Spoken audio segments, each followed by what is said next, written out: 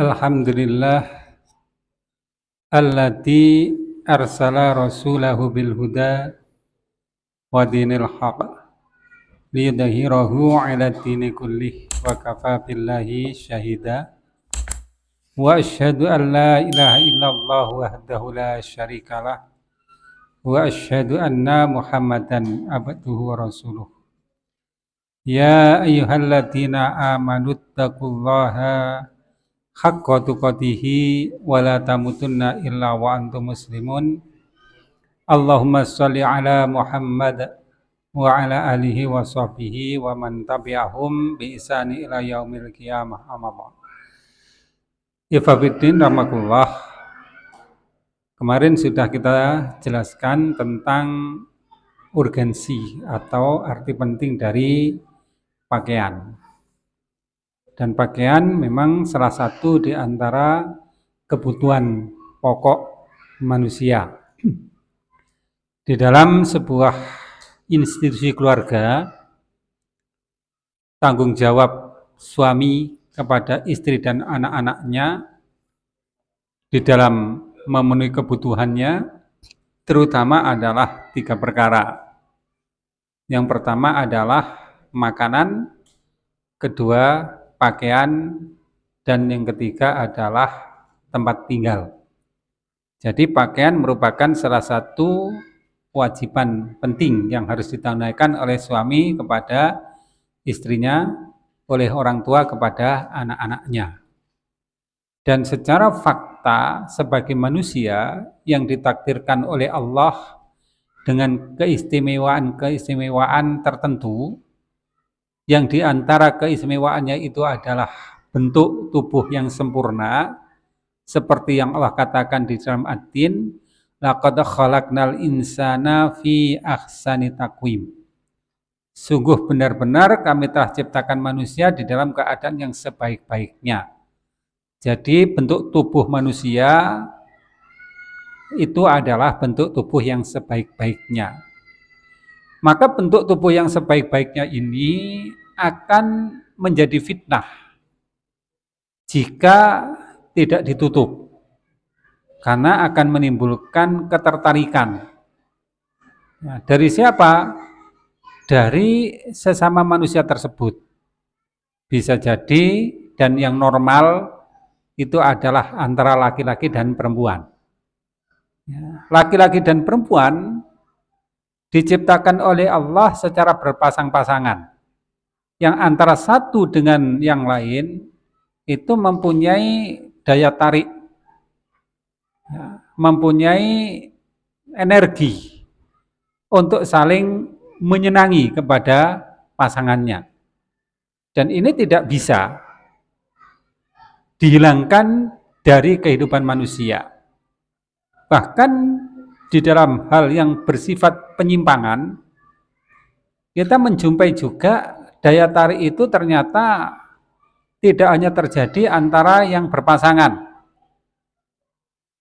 Yang tidak berpasangan pun, laki-laki sama laki-laki, perempuan sama perempuan, itu juga dikatakan mempunyai daya tarik. Tetapi ini menyimpang dari fitrah.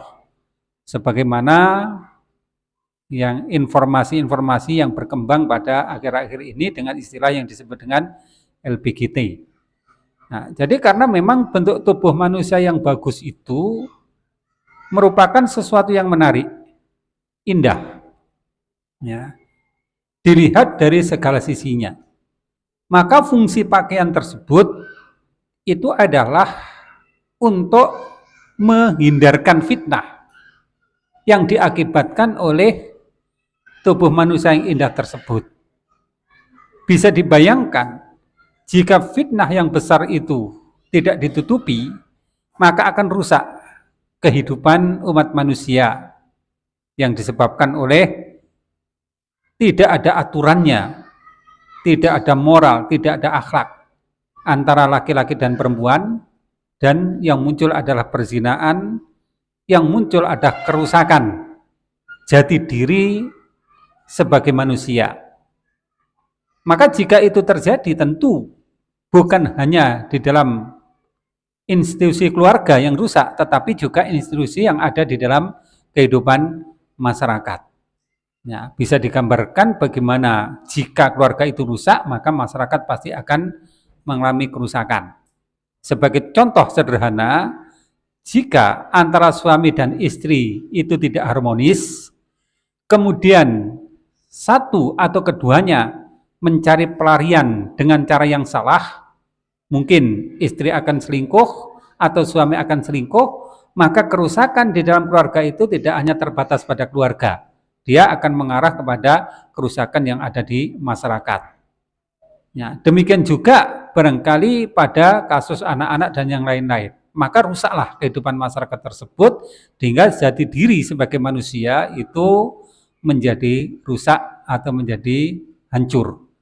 Maka disitulah fungsi pakaian di dalam Islam yang terutama di dalam hal menjaga manusia secara eksistensi, artinya eksistensi manusia terjaga dengan pakaian itu, ada cuaca, ya, alam, ya, dan semua yang berasal darinya, ada juga yang berasal dari kehidupan sosial, dan salah satu di antara kepentingan yang urgen di dalam din kita itu adalah kepentingan syariah. Di mana di dalam kepentingan syariah itu bahwa pakaian adalah salah satu dari syarat sebuah ibadah. Nah, ini yang akan kita kaji, yang akan kita bahas.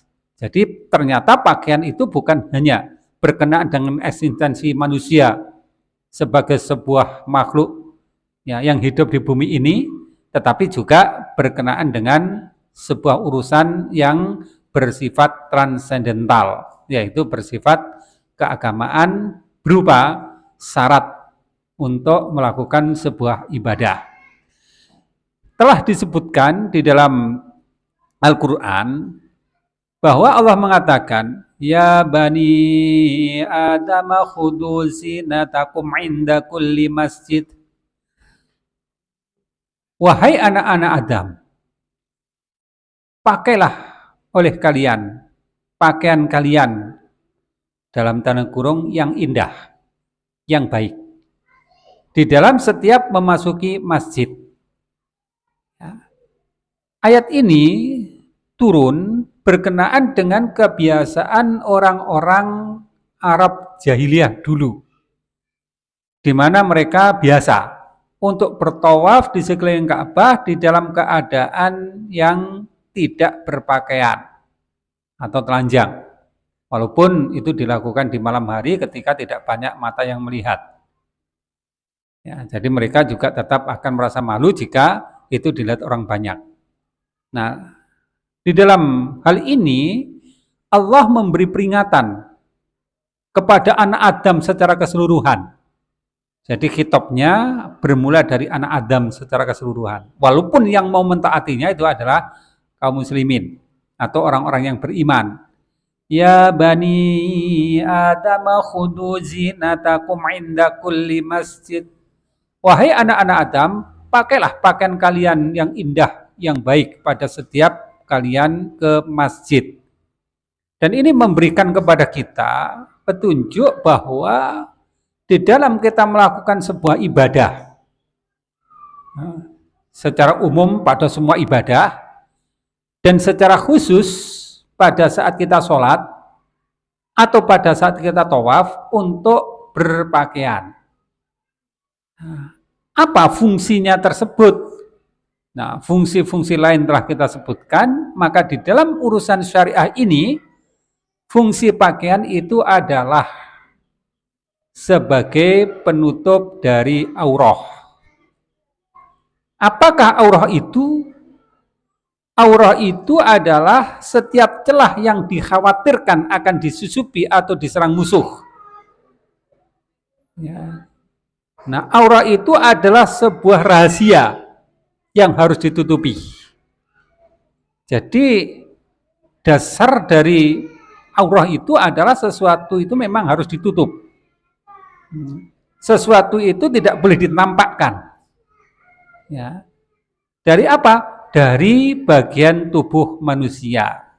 Jadi tadi sebutkan bahwa pada hakikatnya manusia memang menciptakan manusia di dalam kondisi yang indah. Ya, apa itu ya tubuhnya?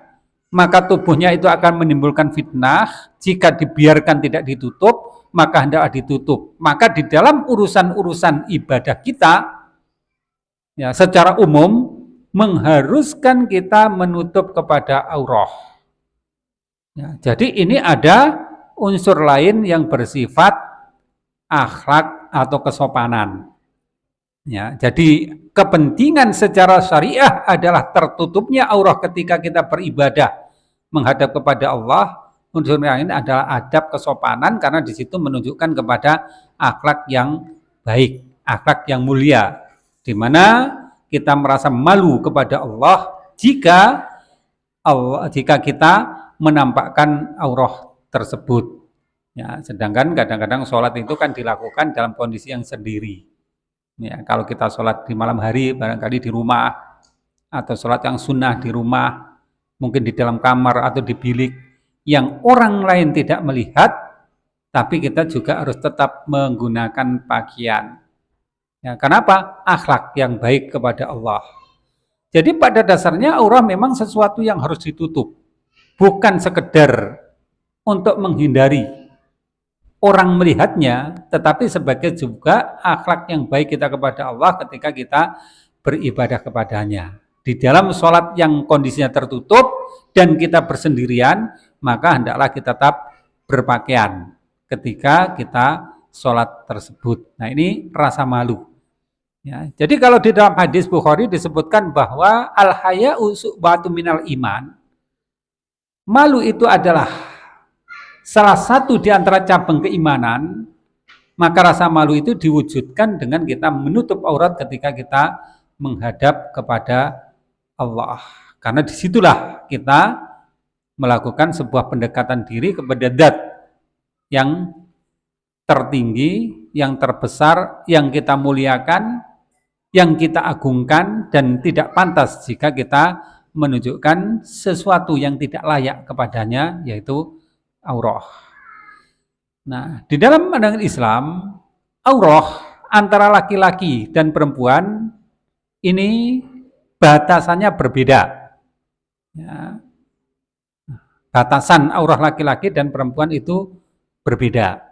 Ya, artinya bahwa tubuh manusia yang ditutup dari laki-laki dan perempuan itu berbeda. Kenapa? Karena memang secara hakikat, ya, bentuk tubuh laki-laki dan perempuan itu berbeda. Ada yang secara biologis, psikologis, dan mungkin pandangan-pandangan yang lain yang memang menunjukkan bahwa jati diri laki-laki dan perempuan itu berbeda. Ya. Sehingga di sini ditentukan aurat laki-laki berbeda dengan aurat perempuan karena memang hakikatnya demikian. Antara laki-laki dan perempuan berbeda. Dan mungkin kita mudah sekali untuk membatasinya bahwa aurat perempuan lebih luas daripada aurat laki-laki, ya gitu ya, secara mudah. Nanti batasan syariah akan kita sebutkan. Ya. Tadi saya sebutkan bahwa aurat itu adalah sesuatu yang ditutup untuk sebuah keperluan ibadah kita dan juga mungkin keperluan-keperluan yang lain. Nah, ada sifat yang ada pada diri orang beriman, yaitu sifat malu. Ya, dan sifat malu itu salah satunya disebabkan oleh terbukanya aurat tersebut. Sehingga tidak diperkenankan kita untuk memperlihatkan aurat tersebut kecuali kepada orang-orang yang berhak untuk melihatnya. Di dalam sebuah hadis disebutkan ada seorang sahabat yang bertanya, "Ya Rasulullah, apa yang harus kami tutup dan apa yang boleh kami perlihatkan di antara aurat kami?" Maka Rasulullah SAW mengatakan, "Akhfat aurataka illa min azwajika au ma malakat aimanukum." Jagalah auratmu kecuali terhadap istrimu dan juga hamba sahayamu. Ya, Jadi diperintahkan kita menjaga aurat kita kecuali kepada istri kita dan juga kepada hamba sahaya kita. Nah, ini pengertiannya adalah aurat laki-laki. Dan jika kita lihat dari lafadz hadis ini, ya, maka aurat itu secara secara pasti itu ya, yang pasti aurat itu adalah kemaluan. Karena kita diperintahkan menjaga kemaluan kecuali kepada istri dan kepada hamba sahaya, maka yang dimaksud aurat adalah kemaluan. Walaupun nanti batasannya bisa menjadi lebih luas daripada itu. Tetapi aurat utama itu adalah kemaluannya. Ya, baik dari pihak laki-laki maupun pihak perempuan. Jadi aurat utama yang harus terjaga, yang harus terlindungi itu adalah kemaluan. Ya. Kemudian sahabat itu bertanya, "Ya Rasulullah, bagaimanakah aurat laki-laki terhadap laki-laki lainnya?" Ya. Aurat laki-laki kepada laki-laki yang lainnya. Maka Nabi SAW menjawab, "Jika engkau mampu untuk tidak memperlihatkan kepada seorang pun, maka lakukanlah." Yang menunjukkan kepada kita bahwa yang dilarang untuk melihat aurat itu bukan yang lawan jenis, tetapi juga yang sejenis. Dengan kata lain, laki-laki tidak memperlihatkan auratnya kepada sesama laki-laki, perempuan juga tidak memperlihatkan auratnya kepada sesama perempuan. Ya, di dalam tanda kutip, aurat yang paling utama yaitu kemaluannya. Maka sahabat itu bertanya, bagaimanakah dengan laki-laki yang sedang sendirian? Tidak ada orang yang melihat, dia sedang bersendirian. Maka Rasulullah SAW mengatakan, "Fallahu akhakun ayyustahya minhu minan nas." Bahwa Allah itu lebih pantas untuk dia malu kepadanya daripada kepada manusia. Jadi malu kita kepada Allah itu lebih layak daripada malu kita kepada sesama manusia. Sehingga dari sini kita ketahui bahwa ternyata aurat ini tidak hanya sebatas kepada urusan ibadah, tetapi juga urusan keseharian kita, urusan kebiasaan-kebiasaan kita yang lain. Tidak pantas seorang yang beriman itu membuka auratnya kepada siapapun, walaupun dia berada di dalam keadaan yang tertutup, yang tidak kelihatan oleh siapapun. Nah, jadi fungsinya menjadi lebih luas lagi, yaitu sebagai wujud dari akhlak yang baik kita kepada Rabb kita, akhlak yang paling baik akhlak kepada pencipta kita, bahwa kita tidak memperlihatkan aurat karena apa? Karena ada rasa malu. Dan malu itu adalah bagian dari iman. Al-haya'u su'batu minal iman. Nah, jadi ifabidnamakullah, jika laki-laki di tempat bersendirian, maka dia tidak pantas untuk membuka auratnya karena rasa malunya kepada Allah, maka tentu lebih utama lagi jika perempuan itu lebih mempunyai rasa malu dibandingkan dengan laki-laki. Yang di dalam hal ini maka hendaklah perempuan juga tidak menampakkan auratnya walaupun di dalam keadaan yang bersendirian. Ya, dalam keadaan yang tidak dilihat orang lain. Ya, terkecuali di dalam kondisi yang darurat. Apa darurat? Misalnya dalam kondisi mandi. Ya, namun jika dalam kondisi mandi pun masih bisa menutup dengan pakai kain basahan juga nggak ada masalah. Tapi jika kita tidak biasa pakai kain basahan dalam keadaan tertutup, kemudian kita mandi juga menjadi diperbolehkan, artinya rukhsah karena kondisi yang darurat. Kemudian ketika kita ganti pakaian, ganti baju, ya di dalam keadaan yang bersendirian tetap menjaga kepada aurat tersebut sehingga tidak sampai kelihatan, walaupun tidak ada yang melihat kecuali hanyalah Allah Ta'ala. Nah, Rasulullah SAW juga katakan, la yanduru rajul ila aurati rajul. Janganlah seorang laki-laki melihat kepada aurat sesama laki-laki. Jadi aurat sesama laki-laki pun tidak boleh diperlihatkan. Nah, tadi sudah kita sebutkan bahwa bentuk tubuh manusia yang baik, bentuk tubuh manusia yang indah itu menimbulkan ketertarikan. Dan ketertarikan itu yang utama adalah kepada lawan jenis, ya. Dan yang merupakan penyimpangan adalah kepada sesama jenis. Nah, maka untuk menghindarkan itu, di samping mewujudkan rasa malu kita kepada sesama manusia, ya, untuk menghindarkan adanya fenomena yang disebut dengan LBGT, maka Rasulullah SAW sudah memberi batasan agar seorang laki-laki tidak memperlihatkan auratnya kepada sesama laki-laki. Ya.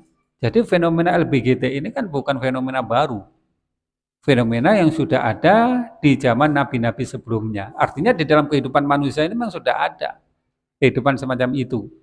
Kalau kita lihat di Pompei di Italia, ya, di mana di sana masih tergambar bagaimana kehidupan yang ada di zaman itu, adanya LBGT, lesbi, homo juga menyebar di sana.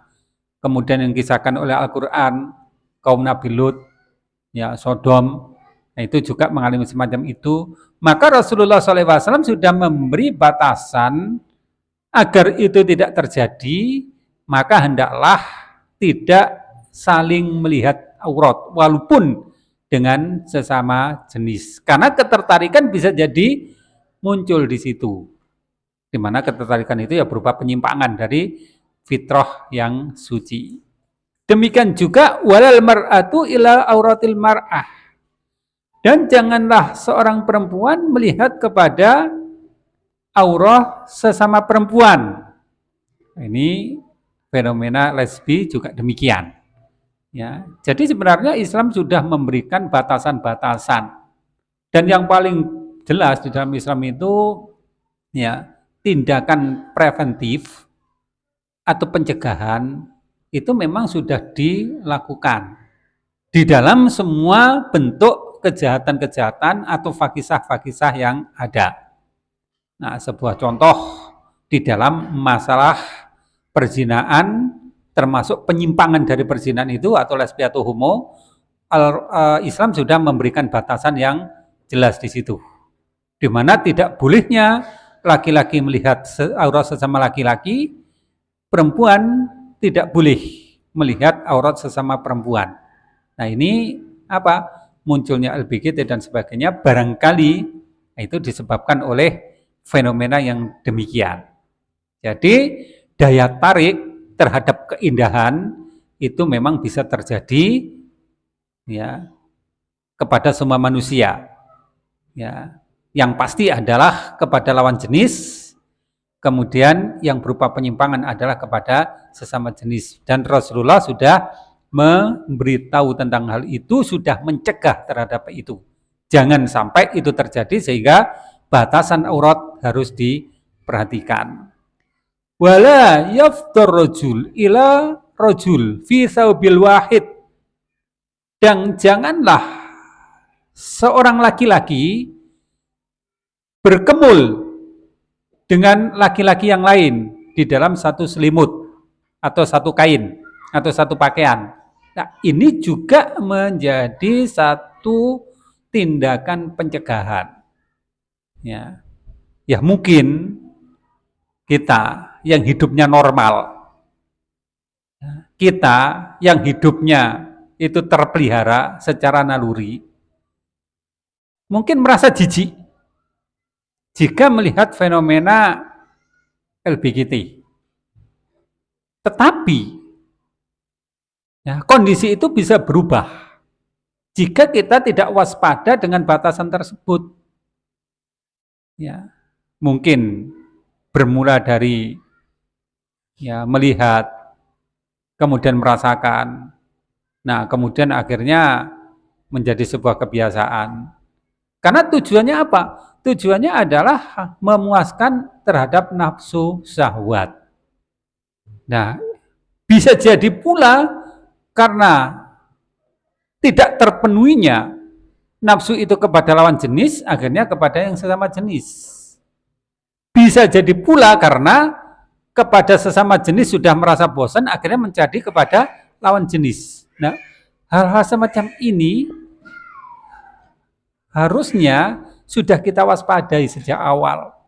Ya, makanya di dalam proses pendidikan itu ya, proses pendidikan dalam Islam itu memang sudah memberikan batasan yang sangat baik.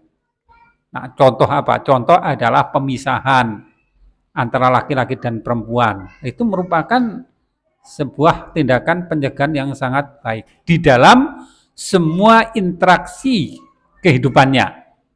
Ya, dalam semua interaksi kehidupannya. Nah, tapi jangan merasa aman jika laki-laki hanya berkumpul dengan laki-laki, perempuan juga hanya berkumpul dengan perempuan, dengan fenomena seperti ini. Jadi ibaratnya kita tidak bisa merasa aman dari semua godaan setan. Jadi perbuatan fahisah, ini termasuk perbuatan fahisah ini. Termasuk di antara perbuatan yang sangat disukai oleh setan. Ya. Dan setan akan berusaha untuk menjatuhkan manusia ke dalam perbuatan fahisah.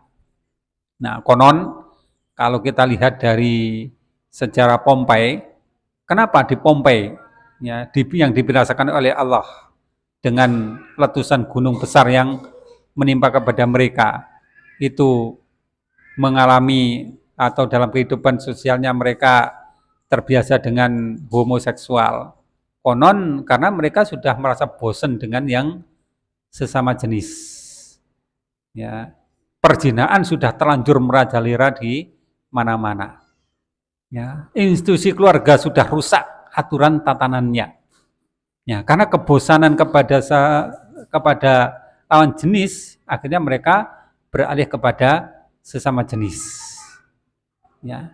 Nah, maka kita tetap tidak boleh aman jika kita sudah memisah antara laki-laki dan perempuan. Karena bisa jadi nanti laki-laki sama laki-laki, perempuan sama perempuan. Maka dicegah oleh Rasulullah SAW, wala yaftul rajul ila rajul fi saubil wahid. Janganlah seorang laki-laki berkumpul dengan laki-laki lain di dalam satu pakaian. Ya. Ya, karena disitulah pintu untuk terjadinya perbuatan fahisah. Demikian juga walal mar'atu ila mar'ati fi saubil wahid. Dan jangan pula seorang perempuan dengan perempuan yang lain di dalam satu pakaian. Ya, jadi mungkin normal ya, kita merasa jijik. Ya. Nah, dalam bayangan kita merasa jijik. Tapi kalau nggak waspada, itu justru ya, akan bisa terjadi juga. Kenapa? Ya bisa jadi tadi karena sebab-sebab yang kita sebutkan tadi, karena nggak tersalurkannya kepada lawan jenis, akhirnya mencari yang sejenis. Yang penting adalah kepuasan. Nah, dan merasa puas di situ. Ya, tentunya dengan keimanan kita tidak bisa melakukan itu. Tetapi kadang-kadang keimanan juga luntur karena dorongan nafsu yang demikian kuat. Nah, demikian yang disebutkan di dalam hadis yang diriwayatkan oleh Muslim. Nah, jadi aurat itu seperti itu. Ya, menjadi satu hal yang ya, berpotensi untuk menjatuhkan manusia kepada perbuatan fahisah. Ya. Jadi aurat memang harus ditutup. Nah, jika kita lihat di dalam beberapa peradaban yang ada di dunia ini ya, terutama peradaban Barat, ya, yang basisnya itu adalah memang paganisme, kemudian merasa mendapatkan pencerahan dengan Nasrani, tetapi sesungguhnya Nasrani itu bukan ajaran yang diajarkan Nabi Isa dulu, tapi hasil kolaborasi. Kalau kita lihat sejarahnya di masa Konstantin, ya, ini ternyata tidak memelihara aurat. Ya, padahal jika itu memang benar-benar ajaran dari Nabi Isa, pasti akan memelihara aurat. Ya, ini tidak memelihara aurat. Ya, di mana laki-laki perempuan yang tidak terpelihara auratnya tersebut, maka dengan mudah mereka akan terjatuh kepada perbuatan fahisah. Mungkin ada yang membantah, itu kan pikiran kotor. Ya, itu pikiran orang-orang yang res. Tidak demikian. Ini naluri. Ya, itu naluri. Bukan karena pikiran kotor, bukan karena pikiran res. Itu naluri. Terjadi pada siapapun. Adalah sebuah pembohongan atau kedustaan. Jika ada laki-laki yang melihat kepada aurat perempuan dan dia tidak tertarik. Adalah sebuah penipuan. Jika ada yang mengatakan bahwa orang yang melihat aurat perempuan kemudian tertarik karena orang itu berpikiran ngeres. Ya, bukan demikian. Itu naluri, normal. Karena itu Allah perintahkan untuk pelihara, jaga aurat itu. Jangan sampai dilihat. Itu hal yang normal. Tidak terjadi pada sebagian manusia, tapi pada semua manusia. Nah, jika itu sudah terjadi, artinya jika peradaban itu sudah membolehkan melihat aurat, bahkan mungkin sebagian besar dari tubuhnya, yang semuanya mempunyai nilai-nilai keindahan yang menyebabkan orang tertarik, nah pasti akan merusak institusi keluarga. Ya, keluarga tidak normal lagi. Kenapa? Mudah terjadi kerusakan di dalam institusi keluarga tersebut. Kenapa? Perselingkuhan ya terjadi, kemudian juga pergaulan bebas terjadi, sehingga keluarga rusak, nasab juga rusak, dan akhirnya semuanya akan jadi rusak. Ya walaupun mungkin mereka bisa mencapai derajat-derajat tertentu di dalam nilai-nilai materialis, tetapi nilai moral, nilai kebaikan, nilai akhlak sudah tidak mereka miliki, dan itu nanti juga akan hancur. Tapi boleh kita lihat pada peradaban-peradaban yang masih menjaga nilai-nilai moral di dalam hal pakaian, maka biasanya lebih bagus di dalam institusi keluarga dan yang lain-lain. Ya. Nah, indah, satu permasalahan penting di dalam masalah aurat. Ya. Tadi kita sebutkan bahwa batasan aurat antara laki-laki dan perempuan itu memang berbeda. Ya. Aurat yang utama baik laki-laki maupun perempuan itu adalah kemaluan. Aurat utama laki-laki kemaluan, aurat perempuan yang utama juga kemaluan. Maka ini mutlak. Tidak boleh ada yang kelihatan. Nah, maka kadang-kadang memang pikirannya orang kafir itu macam-macam ya, ngeres gitu ya kadang-kadang. Karena auratnya perempuan itu hanya kemaluan, kemudian laki-laki juga kemaluan, makanya dibuat pakaian dalam saja. Ya, bagi laki-laki perempuan yang ditutup, kemudian yang lain dibuka. Nah, seperti pakaian atlet-atlet tertentu itu, ya, atlet-atlet dibikin seperti itu. Ya, mungkin juga diperagakan di film, diperagakan di mungkin di busana-busana dan sebagainya itu. Ya. Nah, bukan itu saja sebenarnya, itu aurat utama, artinya yang paling harus dijaga itu. Tetapi bukan hanya itu. Ada bagian lain yang berupa tubuh manusia yang dimasukkan di dalam aurat. Nah, contoh, jika aurat laki-laki itu hanya kemaluannya saja, maka pakai celana dalam saja cukup laki-laki itu. Ternyata kan enggak demikian. Artinya ketertarikan ya, dari lawan jenis atau sejenis itu juga masih terjadi. Walaupun kemaluannya sudah ditutup, apalagi perempuan. Di situ ada bentuk tubuh lain dan sebagainya, yang justru itu juga bisa membuat orang tertarik. Nah, aurat yang utama tidak dipungkiri bahwa itu adalah kemaluan. Tetapi ada bagian-bagian lain yang juga masuk di dalam aurat. Nah, terus apa saja batasan aurat tersebut? Bagi laki-laki apa saja batasannya, bagi perempuan batasannya apa saja. Ya. Di dalam masalah aurat bagi laki-laki, para ulama memang berselisih pendapat. Mana batasan dari aurat laki-laki? Ya.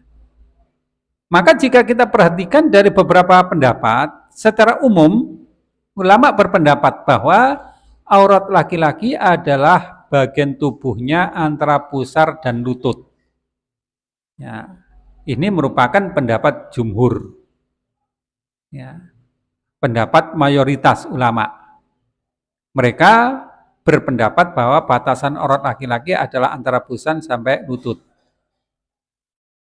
Terjadi perselisihan dalam pendapat ini, apakah pusarnya termasuk aurat atau bukan?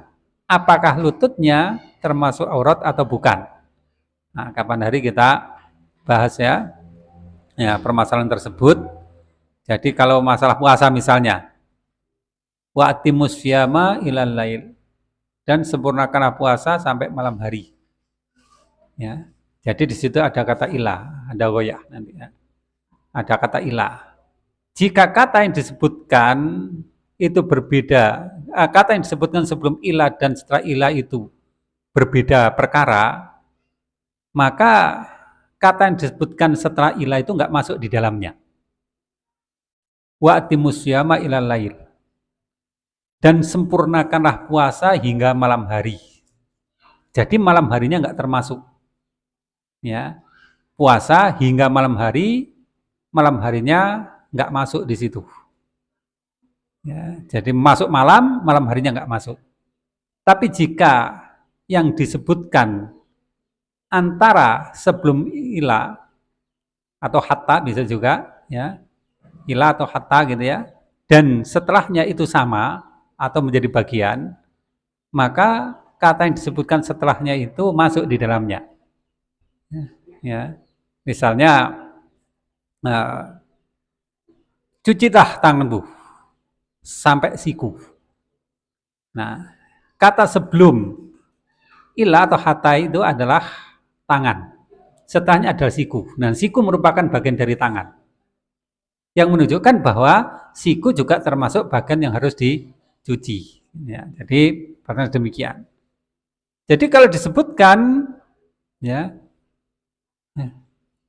aurah dari lutut sampai pusar, apakah pusar dan lututnya itu juga termasuk aurat? Nah, ini terjadi perselisihan pendapat di antara para ulama. Nanti akan kita bahas insyaallah ya. Nah, apa yang dijadikan dalil di dalam permasalahan tersebut? Jika aurat itu adalah antara pusar dan lutut. Nah, berdasarkan kepada hadis yang diriwayatkan oleh Bukhari secara mu'allaq, ya, disebutkan bahwa Rasulullah SAW bersabda, al-fakhidu aurah, paha itu adalah aurah. Nah, ini disebutkan oleh Imam Bukhari. Ya, paha itu adalah aurah. Ya, hadis ini diriwayatkan secara mu'allaq. Nah, Bukhari meriwayatkan hadis secara mu'allaq. Artinya Bukhari tidak menyebutkan sanadnya. Sanad hadis itu tidak disebutkan ya secara lengkap. Kenapa? Karena Bukhari sendiri berpendapat bahwa sanadnya tidak mencapai derajat sahih. Ya. Hanya saja seluruh hadis mu'allaq dari Bukhari itu biasanya dikuatkan oleh ulama-ulama di dalam hadis-hadis lain. Artinya ditulis oleh ulama lain di dalam hadis-hadisnya. Tersambung. Ya, artinya Bukhari meriwayatkan secara mu'allaq karena memandang bahwa itu tidak masuk derajat sahih. Tetapi jika dicari, ada riwayat yang bersambung dari ulama lain. Walaupun derajatnya tidak selalu sahih. Nah, seperti hal ini ya disebutkan oleh Bukhari secara mu'allaq, namun sanadnya adalah dhaif. Ya. Ada beberapa jalur dari sanad ini tetapi semuanya dhaif. Hanya saja sebagian ulama berpendapat ya bahwa sanad yang dhaif yang diriwayatkan oleh Bukhari ini bersifat saling menguatkan. Ya. Alasannya apa? Alasannya adalah di dalam perawinya ya, tidak ada yang dituduh sebagai berdusta. Dan tingkat kelemahannya ini hanya berkisar pada masalah bahwa hadis itu adalah mutharib dan jahalah. Mutharib itu artinya goncang, jahalah itu artinya perawinya tidak dikenal. Dan status dhaifnya itu bersifat relatif. Ya. Nah, ini pendapat ulama yang menganggap bahwa riwayat dari Bukhari yang bersifat mu'allaq itu bisa digunakan.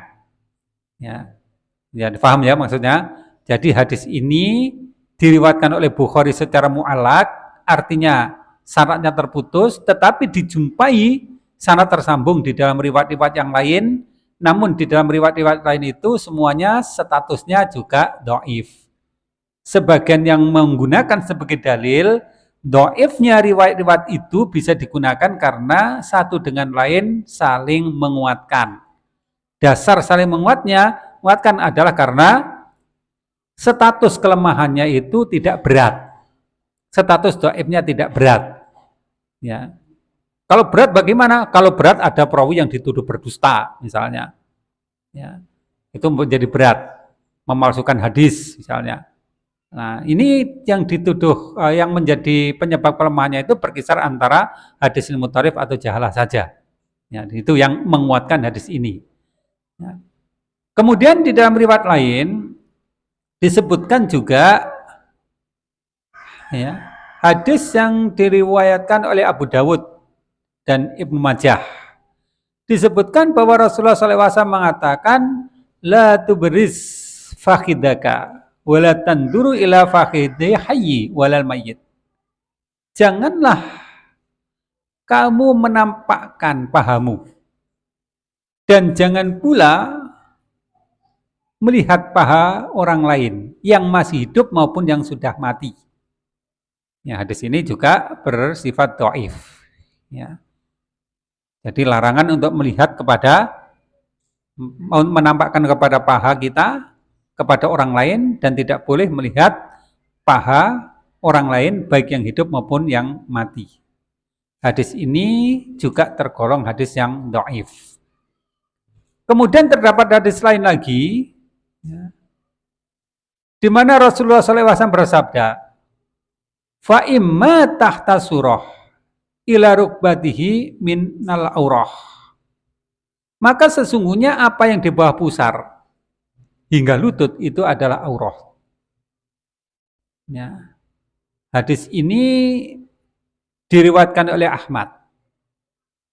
Ya. Jika kita merujuk kepada pendapat Al-Albani, hadis ini adalah hadis yang bersifat hasan. Ya, tidak mencapai derajat sahih, tapi hasan. Ya. Dengan Al-Albani menjadikan sebagai dalil. Nah, kemudian ada beberapa hadis-hadis yang lain yang dijadikan oleh ulama sebagai dalil bahwa yang termasuk aurat itu adalah antara pusar dan lutut. Ya. Nah, apakah pusar dan lututnya itu termasuk atau bukan? Nah, itu nanti akan kita lihat. Ya. Nah, jika kita lihat pada dalil-dalil yang ada, memang terjadi masalah. Karena apa? Karena hadisnya memang jika dikatakan kuat tidak terlalu kuat. Nah, tapi kenapa Bukhari menyebutkan di dalam kitab sahihnya? Ya, ini kadang-kadang Imam Bukhari ini juga punya pendapat fikih ya. Jadi beliau tidak hanya meriwayatkan hadis, tetapi juga mempunyai pendapat-pendapat di bidang fikih. Itu banyak nanti kalau lihat dalam hadis Bukhari, seperti bacaan basmalah sebelum wudu, ya. Nggak ada hadis yang sahih yang bisa dihadirkan oleh Bukhari di situ. Tapi Bukhari menggunakannya. Ya, kenapa? Karena berdasarkan pada riwayat-riwayat yang lain yang dhaif kemudian dikumpulkan akan menjadikan hadis itu terangkat statusnya menjadi sahih li ghairihi dan itu dijadikan oleh Bukhari sebagai pendapatnya.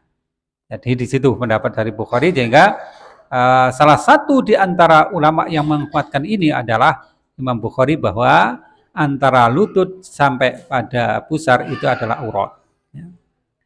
Kemudian sebagian ulama lain berpendapat bahwa aurat itu hanya sebatas kemaluan hingga dubur saja, kemaluan dan dubur saja. Jadi bagian depan dan bagian belakang, kemaluan dan dubur. Ya. Dasarnya apa? Nah, sebenarnya kita juga tidak mempunyai dasar tentang batasan itu. Ya. Nggak ada hadis yang memberi batasan bahwa aurat itu adalah kemaluan dan dubur. Ya. Nah, apa yang digunakan sebagai dalil?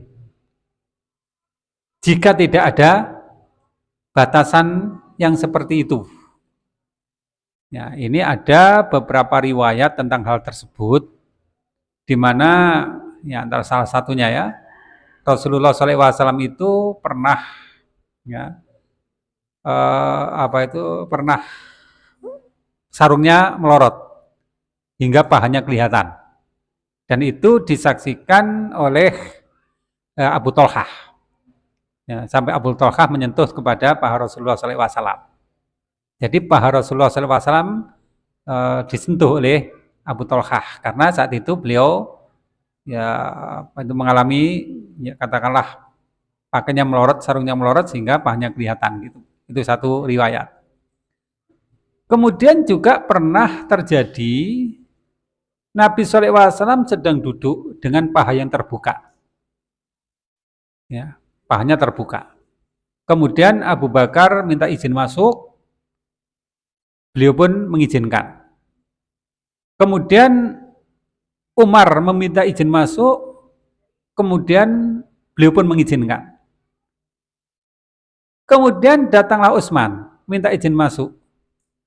Maka Nabi SAW langsung memperbaiki duduknya dan memperbaiki pakaiannya. Sehingga paha yang terbuka ketika Abu Bakar masuk dan Umar masuk itu ditutup oleh beliau. Maka beliau katakan, ala astahyi min rojulin itahya minhul malaikah. Tidakkah aku merasa malu kepada seorang yang malaikat pun malu kepadanya. Nah, hadis ini diriwayatkan oleh Muslim. Ya, yang menunjukkan bahwa paha Rasulullah SAW itu terbuka dan itu dilihat oleh Abu Bakar dan juga Umar.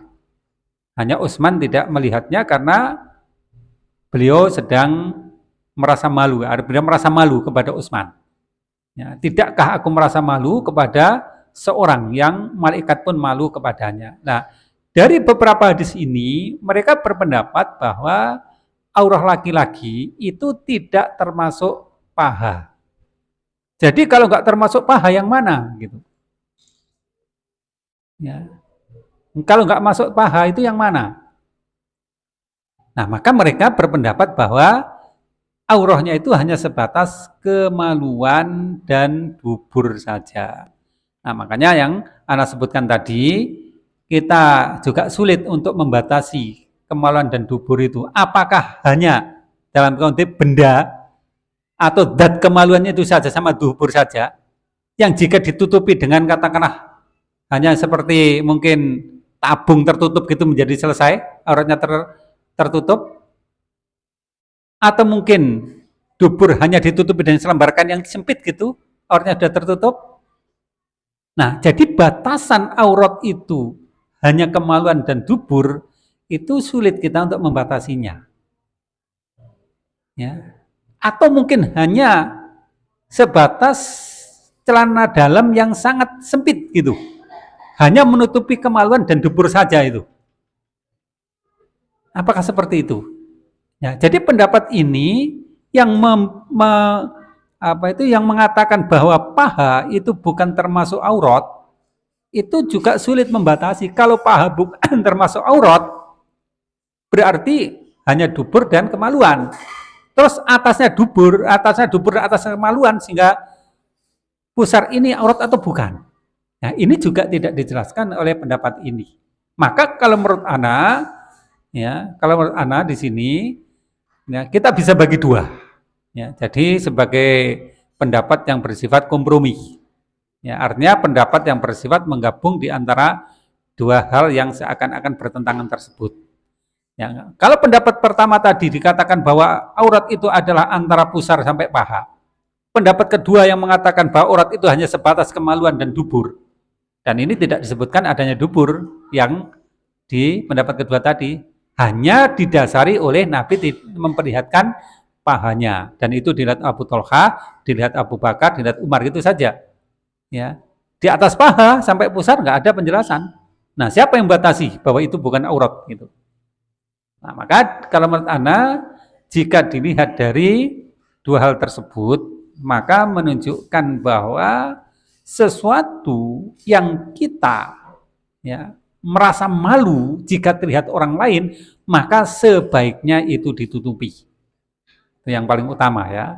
Sesuatu yang kita merasa malu jika dilihat orang lain itu sebaiknya ditutupi. Dan memang sesuatu yang kita merasa pada orang lain untuk ditutupi itu yang pertama kemaluan. Kalau kemaluan itu dilihat orang lain pasti kita merasa malu, maka tidak ditutupi. Ya. Kemudian juga yang kedua bahwa paha, ya, mungkin kita nggak merasa malu jika dilihat orang lain. Ya, mungkin tidak merasa malu kalau paha kita dilihat orang lain. Tetapi jika kita lihat dari adab-adab kesopanan, ya, adab-adab kepantasan, maka tentu tidak pantas jika kita menampakkan aurat kita atau paha kita, terutama jika kita melakukan ibadah kepada Allah. Ya, contoh, jika yang berpendapat itu, pendapat bahwa aurat itu adalah kemaluan dan dubur, maka mereka sholat dalam keadaan seperti itu, kira-kira adab kesopanannya terpenuhi enggak? Ya, ini berbeda dengan pendapat fikih yang ada itu ya. Apakah kita merasa pantas jika kita sholat dengan memakai dalam tanda kutip hanya celana dalam saja? Tentu secara manusiawi kita tidak merasa pantas. Termasuk mungkin yang mengatakan bahwa aurat itu sebatas itu. Maka mereka juga tidak akan melakukan sholat dengan hanya menutup kemaluannya. Misalnya dengan koteka gitu, seperti yang dipakai orang Papua sana. Atau mungkin dengan celana dalam itu seperti itu. Barangkali kita tidak akan sampai melakukan seperti itu. Sehingga sebagai ya kesimpulan, maka sebaiknya kita menutup ya antara pusar sampai paha kita dengan ketentuan aurat yang pasti, yang paling utama yang harus ditutup itu adalah kemaluan hingga dubur. Kemudian setelah itu antara kemaluan dan lutut. Ya, itu bagi yang laki-laki. Barangkali ini adalah sebuah kompromi. Atau dengan bahasa lain, aurat berat. Ya. Kalau kita pakai istilah berat, itu adalah kemaluan dan dubur. Aurat yang ringan itu adalah antara pusar dan lutut. Gitu ya. Baik.